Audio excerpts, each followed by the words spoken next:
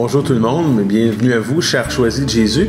Alors aujourd'hui, c'est une journée exceptionnelle parce que, comme Kevin vous le disait en introduction, après avoir eu une espèce d'avant-goût du printemps que nous attendons avec impatience, aujourd'hui, Dame Nature nous réserve un sursaut d'hiver dans ce qui est probablement l'une de nos dernières tempêtes ou mini-tempêtes de la saison.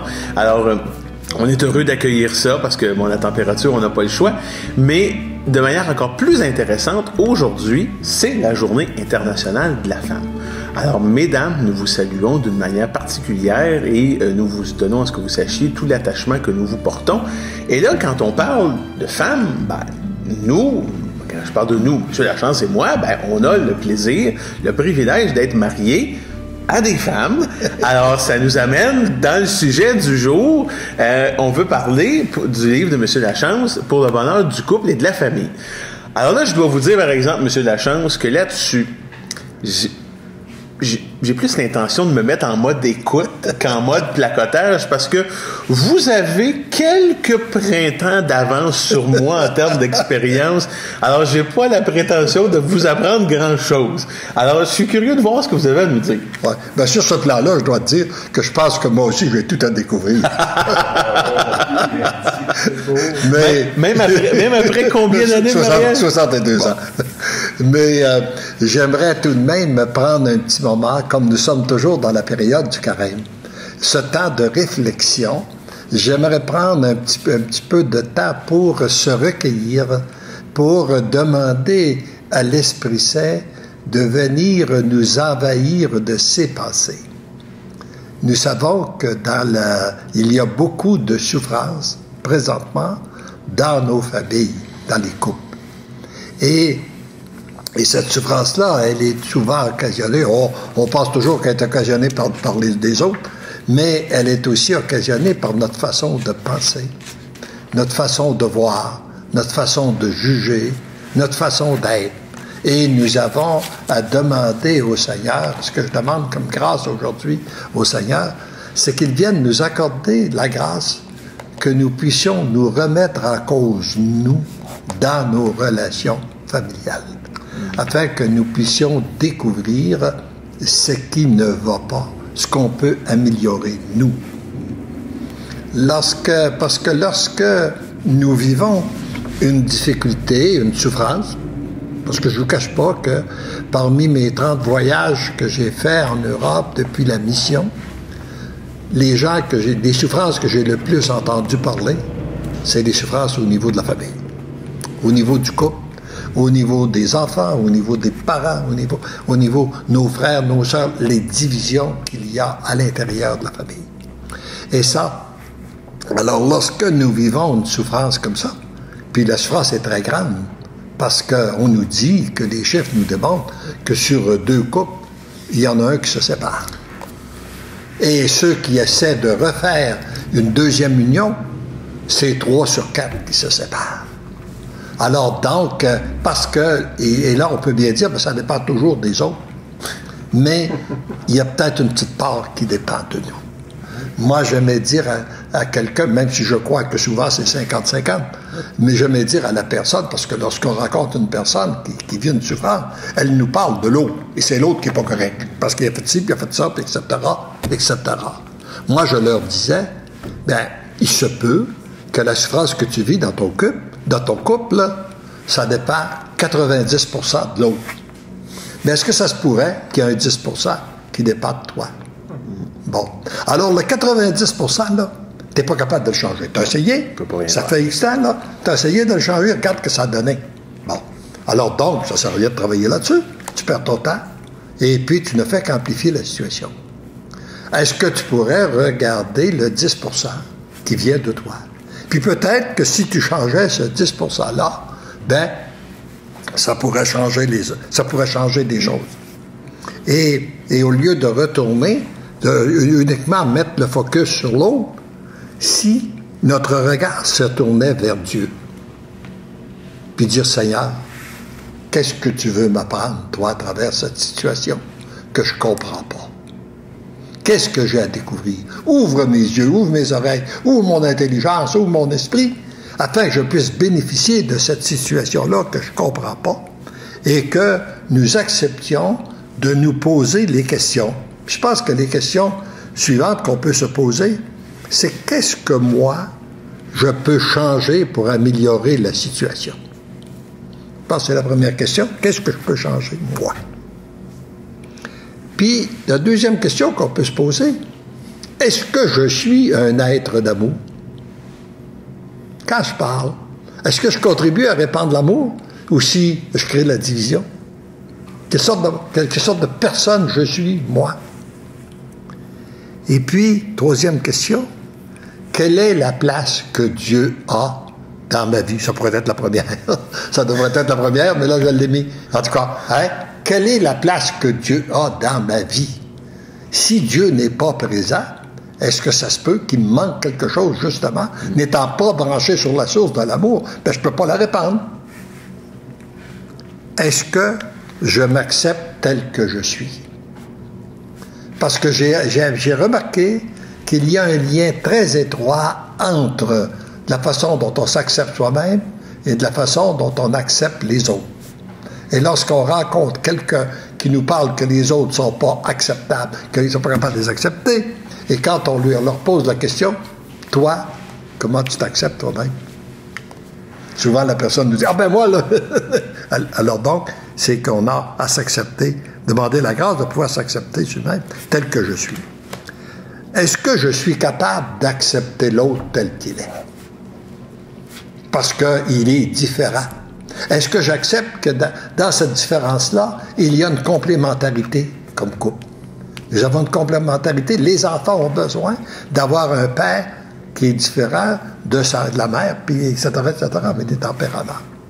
Et en passant, pour le jour de la femme aujourd'hui, moi, j'ai une très grande admiration pour les mères. Le rôle d'une mère dans une famille.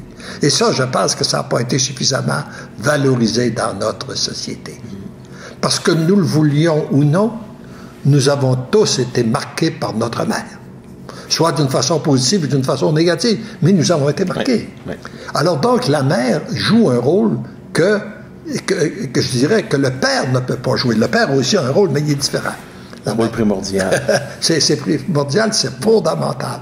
Et quand je vois des jeunes mères, et puis que je vois aussi l'amour qui existe, l'amour la plus pure pour moi qui existe, après l'amour de Dieu envers nous, c'est l'amour d'une mère avec son enfant. L'enfant, il a beau faire n'importe quelle connerie, la mère le prend, elle le nettoie, elle le lave, elle le purifie. Il y a un amour là qui est pur, hein? Qui est complètement désintéressé. Bon. Parfois incompréhensible, quand dépendamment de la niaiserie que l'enfant vient de faire, mais il revient toujours se jeter dans les bras de maman. Puis je pense qu'on le veuille ou non, là, le père, oui, doit jouer un rôle de plus en plus important, mais je pense que, comme tu dis, les bras de maman. Ah, c'est incomparable. c'est plus doux que les bras. Il me semble, en tout cas pour moi, dans mon esprit à moi, c'est plus doux que les bras de papa. Il n'y a rien de comparable aux bras de maman. Et puis, alors accepter l'autre tel qu'il est. Est-ce que je peux accepter la situation qui est la mienne présentement? Je suis dans cette situation-là. Est-ce que je peux, d'abord, si je ne peux pas rien y changer, je peux l'accepter. Si je l'accepte, ça va peut-être changer quelque chose. Puis après ça, regardez, moi, de mon côté, ce que je peux changer, comme on disait tout à l'heure. Une autre question qui est très importante, parce que lorsqu'on vit un conflit quelconque à l'intérieur d'une famille, c'est parce qu'on s'est blessé de quelque manière. Soit par des gestes, soit par des paroles, soit il y a eu une blessure quelconque. Est-ce que je peux accorder tous les pardons? Est-ce que je les ai accordés? Et ça, par le pardon, parce que pour réunir, il faut passer par le pardon. Est-ce que en qui je mets ma confiance pour rétablir la situation que je vis présentement? En Dieu? En moi? Ou à travers les autres? Je pense que c'est des questions auxquelles on doit se poser. Et plus on va mettre notre confiance en Dieu, bien plus vite, la situation pourra se rétablir. Puis il ne faut jamais oublier qu'en nous, il y a des forces insoupçonnées. Mais ces forces-là, c'est d'abord lorsqu'on se retourne vers Dieu, qu'on se tourne vers Dieu, qu'ils éclatent en nous, puis qu'ils peuvent passer à travers nous pour rejoindre les autres. Alors, et nous savons que notre Dieu veut mon bonheur, puis je suis sur la route, et puis lui veut me situer sur la route de la lumière et la route de l'amour. Alors, c'est une petite introduction que je voulais vous faire au début à l'occasion de cette journée-là. Et j'aimerais que, et c'est entendu, je pense que toute notre journée, là, on devrait avoir une intention particulière pour nos moments. Oui, alors, vous dites que c'est une introduction, M. Lachance, mais moi j'ai l'impression que c'est quelque chose de fondamental. C'est plus qu'une introduction, c'est un développement qui peut aider plusieurs personnes, parce que vous avez raison, il y a beaucoup de souffrance. Et moi j'ai l'impression que souvent, on s'aide pas dans notre souffrance, parce qu'on va toujours chercher la facilité. Puis moi je peux vous dire, comme enfant du divorce, j'ai vu de l'intérieur ce que ça a causé de conflits. Puis c'était facile. Tu sais, on s'en va, puis les avocats, puis patati, puis patata, puis bon. Et les gens ont l'impression que ça va tout régler. Et 20 ans, 30 ans plus tard, tu te rends compte que ça n'a rien réglé. Ça a même causé plus de problèmes. Et quand tu regardes les personnes qui l'ont vécu, qui ont été les acteurs, très souvent, non seulement sont pas mieux, ils sont pires. Et ça me ramène à quelque chose, puis j'ai un autre point, il y a un paquet de choses, il y a une espèce d'avalanche de points dont je veux vous parler. Mais moi, je pense que je veux revenir sur quelque chose avec vous. Et dans Bonheur en héritage, vous en parlez parce qu'il y a quelque chose que j'ai trouvé tout à fait fantastique dans votre vie. Votre frère aîné, à un moment donné, a été à une croisée de chemin où il est arrivé à un moment où il s'est séparé d'avec son épouse. Bon. Ça arrive, vous l'avez dit, statistiquement dans plusieurs familles. Alors, c'est pas une exception. Et je dois te dire, comme j'étais très près de ce couple-là, d'ailleurs, lui, il avait 9 ans de plus que moi, il avait été mon idole. C'est lui qui m'avait permis d'entrer dans le domaine des assurances. Moi, son épouse était rentrée dans la famille quand j'avais 11 ans. Pour moi, c'était ma sœur. Et ça m'a beaucoup peiné. Même quand je l'ai appris, ça m'a empêché de dormir. Mais vous avez fait quelque chose, puis moi, ça m'a frappé, parce que quand mes parents se sont divorcés, ça a été une guerre. Les camps, la confrontation, la méchanceté, les attaques, c'est pratiquement pire que sur un champ de bataille des fois. Mais vous, là, dans votre parcours, vous avez eu une réaction tout à fait différente. Puis j'aimerais ça que vous nous en parliez, parce que c'est le genre d'histoire que moi, je me lasse jamais de lire, de relire. Puis là, ben, je viens de le traduire, alors je l'ai relu, puis ça m'a encore sauté au visage tellement c'était beau et inspirant. Bien d'abord, premièrement, c'est quand c'est arrivé, ça m'a fait beaucoup de peine. Ouais. Alors, je me suis pas gêné pour dire à mon frère qu'est-ce que j'en pensais.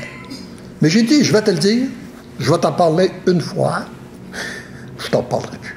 Ça, c'est fini. C'est ta vie, c'est toi qui décides. Tu as la liberté, Dieu t'a laissé libre, là. Alors toi, tu as décidé ça. Pour moi, tu fais une erreur. Mais, après que je te l'ai dit, ben, je vais consulter mon frère. On va continuer à se visiter quand même, puis je vais continuer à t'aimer, et puis, etc., etc.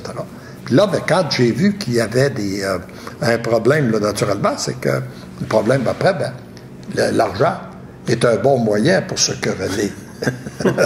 Souvent un excellent moyen pour se quereller. Alors là, il y a ci, puis là, il y a ça, puis là, tout à coup, une en demande plus, l'autre veut en donner moins, puis là, la guerre prend, et puis là, c'est les avocats, puis là, il y a amplifié. Puis à part de ça, c'est que j'ai lu aussi, j'ai déjà eu l'occasion de lire un texte préparé par les avocats à la suite d'une annulation de mariage. Là, tu l'accuses de ci, ça. Puis là, quoi, elle passe de ça de moi, puis là, c'est révolté, puis la grosse guerre est prise. Alors, là, j'ai dit, je leur ai dit, moi, écoutez, j'ai dit à mon frère, écoute, là, je sais que moi, je suis prêt à mettre du temps pour tâcher de vous éviter d'amplifier cette guerre-là. Alors, et puis j'ai dit, je pense que j'ai une bonne relation avec toi, j'ai une bonne relation avec ton épouse.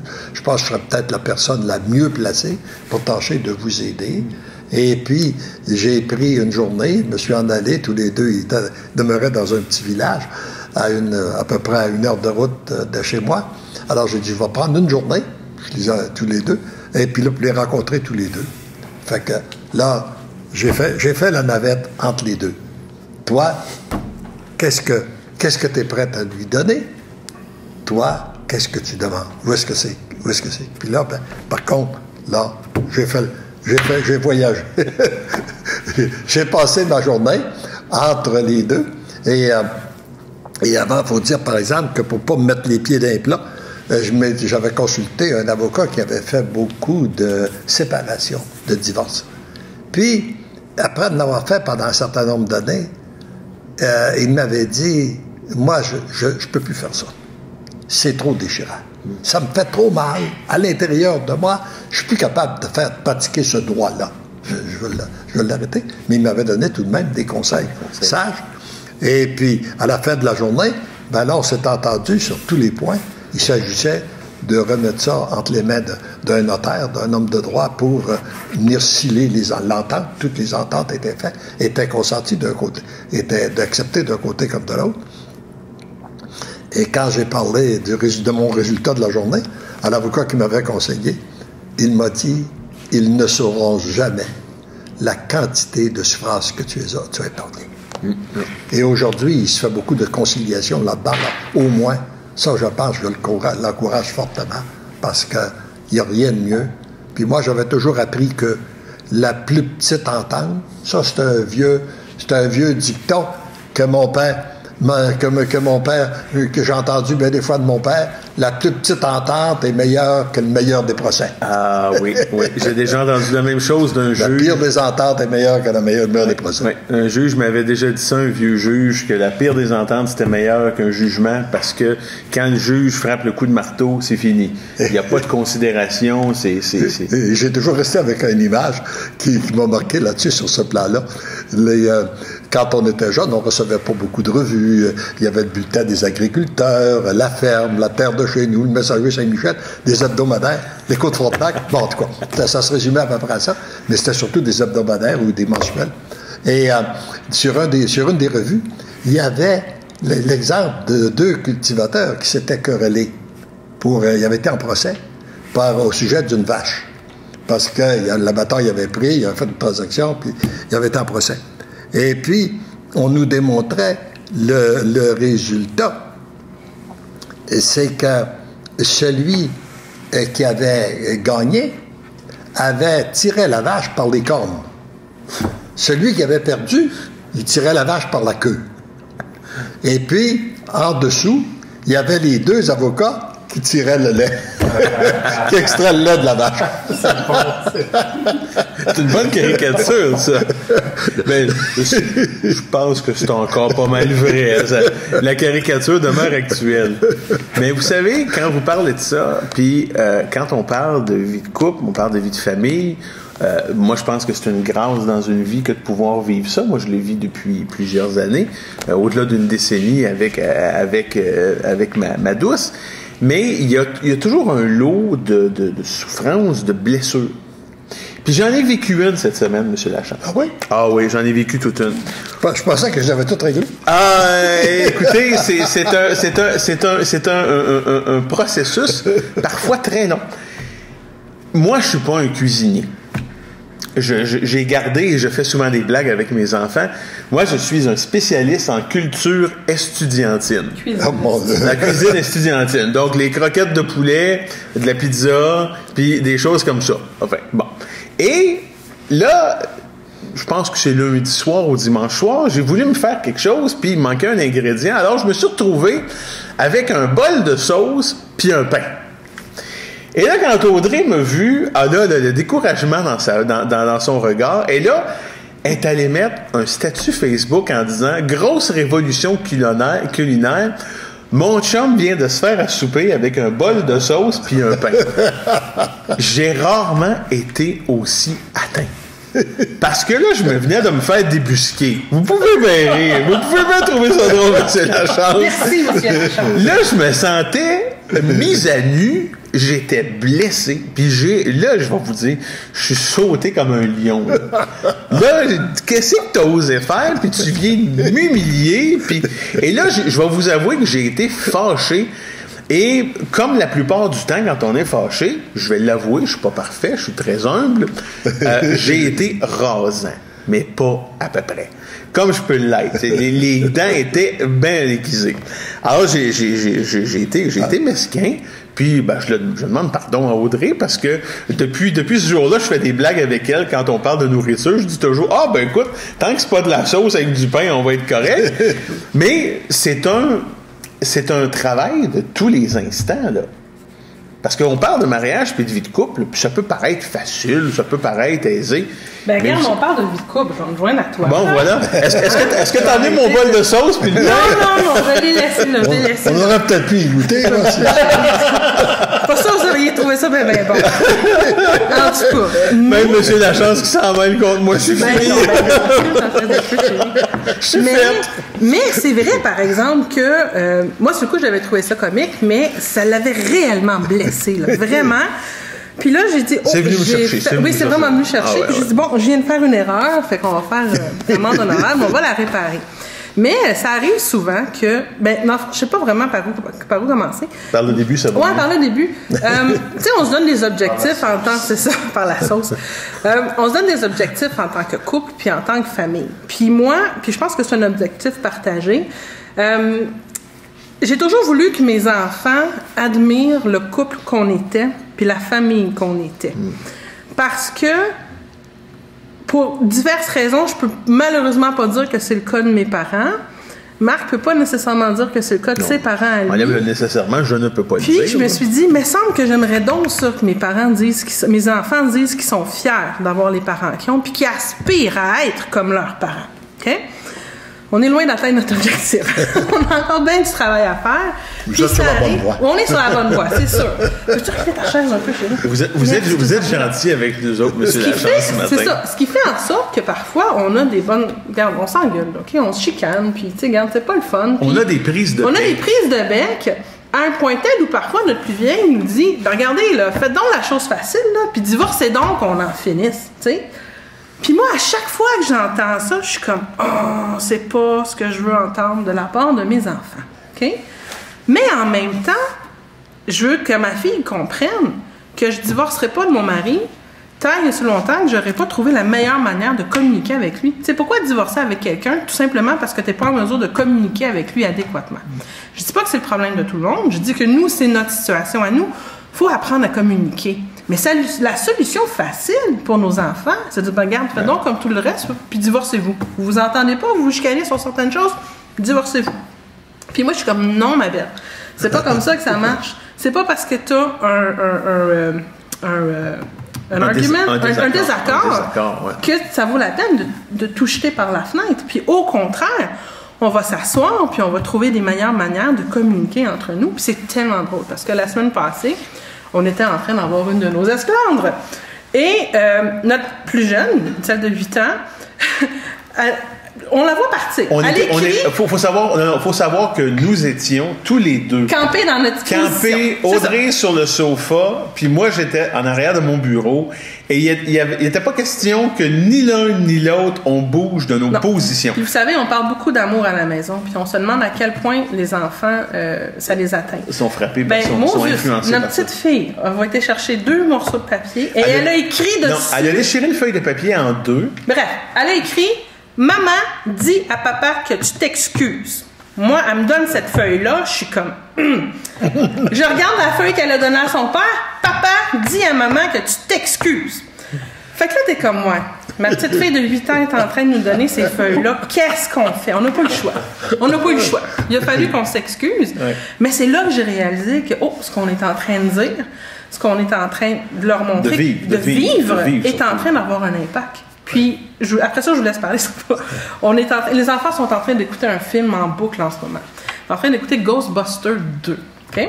Et dans ce film-là, il y a une rivière qui coule sous la ville de New York et qui génère beaucoup d'énergie négative.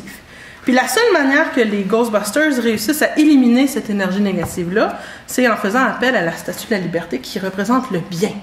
Alors, chez nous, quand ça commence à chicaner solide, on dit aux jeunes, les jeunes, là, il y a une rivière là, qui est en train de passer sous nous. Là. On est en train d'aimer. Qu'est-ce qu'on peut faire pour combattre ça? L'amour de Jésus, maman. Parfait, go. Là, il faut être gentil, il faut être sympathique, il faut se montrer de l'amour.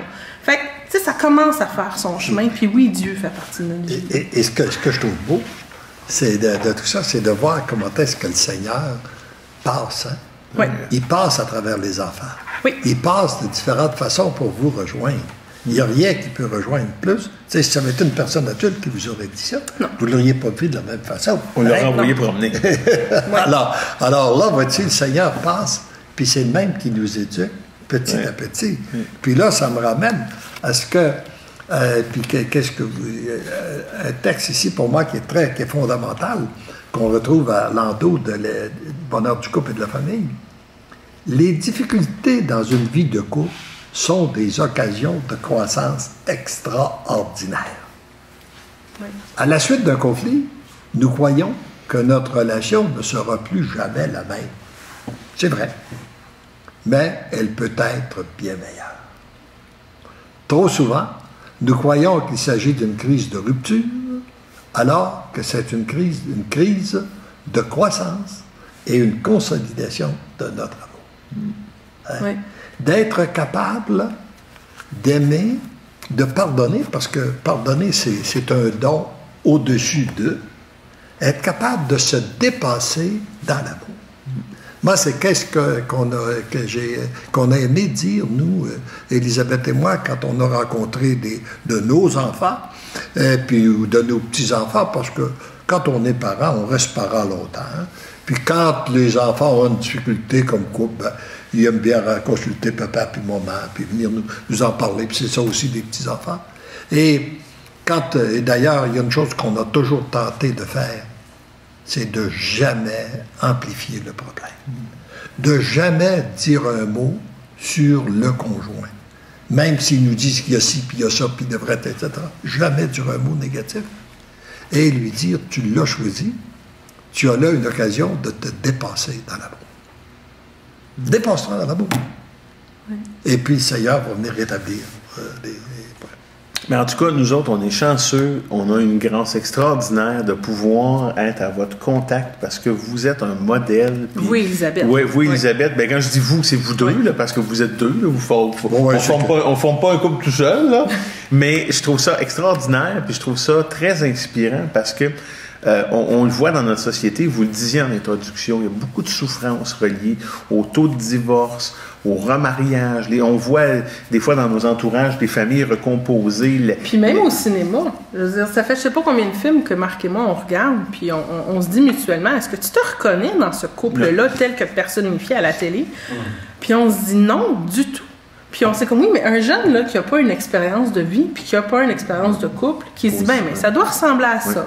Ça doit être ça, l'adultère, ça doit être ça, de s'échapper justement dans d'autres sources de divertissement, puis sans rester ensemble, puis aimer être ensemble. J'ai rien contre les sorties de gars puis les sorties de filles, mais j'ai souvent l'impression que ces sorties-là sont faites pour regarde, faut que je quitte mon couple, là, j'étouffe, là, ça n'a pas d'allure, j'ai besoin de ma pause, puis ok, je reviens dans mon couple. Tu sais, mais pas du tout. Puis on essaie de se dire où sont ces modèles positifs-là dans la société pour inspirer les jeunes. Oui. Mais c'est une décision. Hein. Et ce qui est beau dans votre couple, et puis c'est ce qui va assurer le succès, même si il peut avoir encore d'autres petites... C'est sûr, c'est sûr. Il reste encore des cannes de sauce à la maison. Veux-tu donner ta recette? Non, je suis pas cuisinier. La bonne sauce barbecue, ça te là. Mais ce qui est beau, ce qui vous sauve, c'est pas la recette de la sauce, c'est d'avoir décidé tous les deux, d'un commun accord, de mettre votre couple en priorité. D'avoir ce désir ferme que vos parents puissent avoir vos enfants, c'est-à-dire puissent dire, nous, on aimerait être comme nos parents. Et de travailler là-dessus. Ça ne veut pas dire que ça n'arrive pas du jour au lendemain, mais c'est en bonne voie. Et puis c'est que... Alors moi, je pense qu'on doit rendre grâce à Dieu pour les couples justement, qui décident d'en faire de leur vie de couple la priorité de leur vie.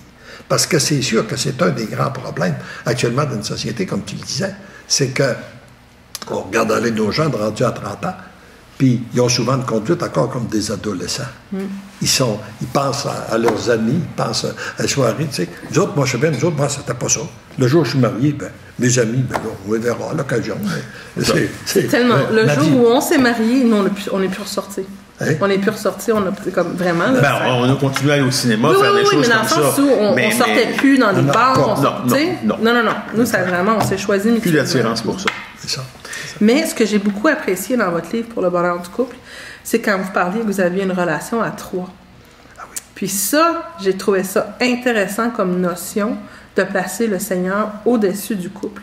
Parce que de nos jours, les gens pensent beaucoup que le mariage, c'est quoi le mariage? C'est un bout de papier. Ça fait pas une grosse différence dans la vie. Je crois pas ça du tout. Je crois vraiment que c'est une bénédiction, le fait que de s'être marié.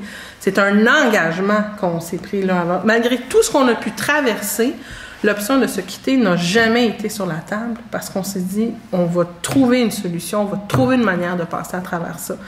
Puis, c'est ça. Puis, quand vous parliez justement du Seigneur, j'ai trouvé ça intéressant d'avoir un autre endroit où je pouvais aller chialer contre mon mari en disant là, s'il te plaît, fais quelque chose. Puis bon, on commence à faire ça tranquillement, pas vite, puis ça fonctionne. Il doit en entendre des verres puis des pommures. Ben lui aussi, c'est à part, fait que je suis convaincue que c'est mutuel. On pourrait, je ne sais pas s'il y a d'autres points que vous aimez soulever. Parce qu'on va prendre des commentaires puis on va prendre notre conclusion. On pourrait terminer justement à ça avec le mariage à 3. Oui. Est-ce qu'on a des il y a des gens qui nous... C'est ça, j'ai l'impression qu'il y a beaucoup de personnes qui nous ont bien écoutés ce matin. Parce qu'il n'y avait pas beaucoup de commentaires quand vous parliez. Donc, j'ai l'impression que les gens vont vraiment prendre le temps puis ils vont bénéficier de réécouter le live pour aller voir, bon, qu'est-ce que vous allez mentionner particulièrement? Gênez-vous pas dans vos situations quotidiennes, quand vous avez des défis, quand vous êtes confronté à vous avez des nœuds, là. Tu sais, quand tu rencontres un nœud, là, dans une planche, là, c'est pas facile, mais allez voir Bonheur en héritage. Moi, je vous avouerai que je vais souvent, quand j'ai des problèmes ou des interrogations, et c'est un peu ma petite boussole personnelle, là. Puis même sur le site web, si vous allez voir, il y a, peut-être que Christian peut nous en parler davantage, les sphères qui tournent sur différents sujets. Admettons que vous avez un sujet qui vous préoccupe, admettons, donnez-moi un exemple, là. Qu'est-ce qu'il peut y avoir dans une boule qui tourne? Souffrance, angoisse. Bon, mais vous cliquez sur ce mot-là et vous allez voir des extraits du volume qui sont en lien avec ce sujet-là. Donc, si j'avais un sujet qui vous tient à cœur, que vous êtes en train de vivre quelque chose en particulier et que vous ne savez pas vers quoi vous tourner, allez sur le site web de la Fondation, fcdj.org, et vous allez aller voir ces sphères-là qui tournent et vous allez avoir de l'information. C'est plutôt sur des témoignages. C'est plutôt en lien avec l'agir de Dieu, les témoignages. Avec l'agir de Dieu, donc, exactement. Donc, à ce moment-là, échangez des expériences avec des gens qui vivent un peu ce que vous pouvez vivre en ce moment. C'est un très bel outil. Et dans l'agir de Dieu, justement, ce matin, on a, si vous allez sur celui qu'on a publié après la pensée du jour, elle parle justement des bienfaits du livre pour le bonheur du couple et de la famille. Alors, ça coïncide. Ça coïncide avec ça. Puis là, vous voulez nous parler du ménage à 3. Là. Oui. Et ça, parce que c'est un chemin que nous avons découvert, qu'on a expérimenté comme couple. Parce que, et puis vous allez voir, comme c'est simple. Mais par contre, il y a une décision aussi, là, encore là, à prendre. Nous avons décidé de faire un mariage à 3, que Dieu aurait non seulement une place dans notre vie, mais la première place dans notre vie de couple. Ça, là, c'est là où est-ce que c'est que ça produit toute la différence. Il y a des gens qui vont dire, oui, je me marie, par contre, je vais me servir de... Quand ça va aller mal, ben là, je vais demander à Dieu. Mais là, non, nous, Dieu, la première place. Moi, j'ai dit à Élisabeth, tu es la personne que j'aime le plus sur la terre, mais après Dieu. Puis elle m'a dit la même chose. Alors, on se doit d'abord d'être à Dieu. Et lorsqu'on a placé Dieu, non seulement à notre service, mais qu'on l'a placé au-dessus de nous, ça peut fonctionner de la façon suivante. Parce que Dieu est avec nous. Alors là, il y a Dieu, il y a Élisabeth, puis il y a Léandre. Élisabeth, elle vient pour parler à Léandre. Puis Léandre, il n'écoute pas. Il ne comprend pas. Le message, il ne passe pas. Bon. Alors, elle arrête de parler à Léandre. Ça ne sert à rien, il n'écoute pas. Bon. Elle parle à Dieu pour que Dieu parle dans le cœur de Léandre. Puis quand Léandre, il vient pour parler à Élisabeth, puis qu'elle n'écoute pas, le message ne passe pas, il arrête de parler à Élisabeth, il parle à Dieu pour que Dieu parle dans le cœur d'Élisabeth. Essayez ça, ça fonctionne. Et le message, une fois qu'on reçoit le message, il est filtré. Il a passé par Dieu, c'est doux quand on le reçoit. C'est agréable, c'est agréable. Et ça ne crée pas de conflit. Et ça me rappelle, je donnais ça souvent dans mes conférences, et j'avais trouvé ça amusant. Je repassais dans une même région en Allemagne, où j'avais donné cet exemple-là 1 an auparavant. Puis, il y a une dame qui dit, moi, je veux vous dire, qu'est-ce qui est arrivé dans mon couple avec l'exemple que vous nous avez donné de mariage à 3. Bon. Elle dit, mon mari on va toujours au lit avant moi. Puis, il ferme jamais les portes à nulle part, il laisse toujours toutes les portes ouvertes. J'ai beau lui dire, ça fait des années que je lui répète la même chose, ça ne change rien, j'arrive, les portes sont toutes ouvertes. Fait qu'elle dit, après votre conférence, j'ai dit, bon, je lui dis aucun mot, je le dis à Dieu. Elle dit, à ma grande surprise, quand j'arrive, toutes les portes sont fermées. Fait qu'elle dit, ouais, le lendemain matin, je lui dis ou je lui dis pas l'expérience que j'ai faite. J'ai dit, je vais lui dire. Fait qu'elle lui dit, et lui de lui répondre, ça ne me surprend pas, parce que depuis que j'ai arrêté de te demander de ranger les journaux après les avoir lus, que je l'ai demandé à Dieu, depuis ce temps-là, tu les ranges.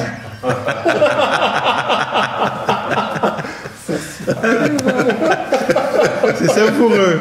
C'est savoureux. C'est ça. Ce sont des petits points, mais c'est souvent des petits points aussi. Il faut penser qu'il ne faut pas oublier que dans une vie de couple, c'est des petits détails qui rendent l'amour, qui permettent à l'amour de grandir, comme ce sont des petits détails qui empoisonnent notre existence. Hein?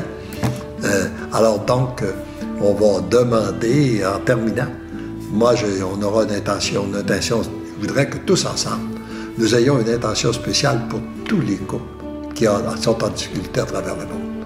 Tous les enfants qui souffrent à cause des parents qui se querellent, afin qu'ils découvrent que l'importance de Dieu dans leur vie et que l'amour de Dieu puisse venir guérir les blessures, peut venir réconcilier le couple pour le plus grand bonheur des parents et le plus grand bonheur des enfants aussi, et la plus grande gloire de Dieu. Amen. Amen.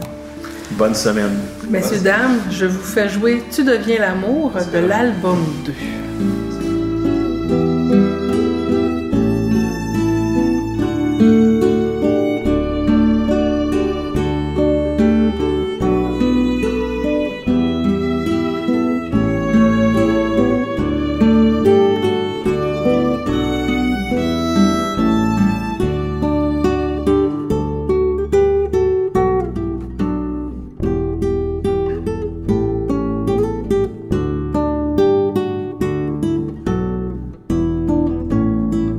Thank you.